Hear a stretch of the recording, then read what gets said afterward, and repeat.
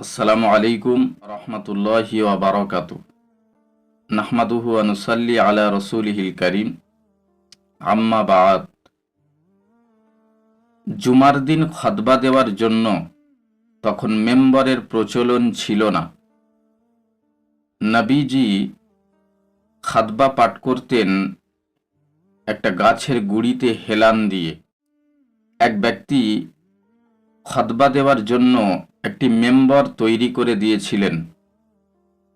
নবীজি জুমার দিন যখন ওই মেম্বরে খুতবা পাঠ করতে যাবেন, হযরত ওমর রাদিয়াল্লাহু তাআলা আনহু তিনি বর্ণনা করছেন, ওই গাছের গুঁড়ির ভিতর থেকে একটি বাচ্চা ছেলে যেমন চিৎকার করে কাঁদলে যে আওয়াজ হয়, সেই আওয়াজ আমরা সকানে শুনতে পাচ্ছিলাম।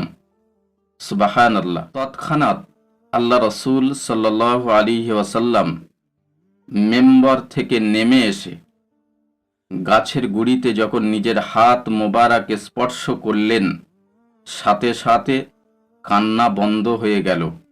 সুবহানাল্লাহ।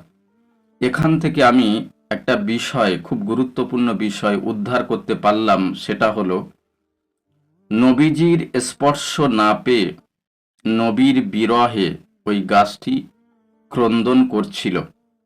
বহুদিন ধরে আল্লাহ রসুল ওই গাছের গুঁড়িতে হেলান দিয়ে খুতবা পাঠ করেছিলেন। নবীর সঙ্গে ওই গাছের গুঁড়ির একটা মোহাব্বত তৈরি হয়ে গিয়েছিল। তো আজকের এই পর্যন্ত ছোট্ট একটি আলোচনা আপনাদের সম্মুখে তুলে ধরলাম। আবার একদিন দেখা হবে। সুস্থ থাকবেন, ভালো থাকবেন।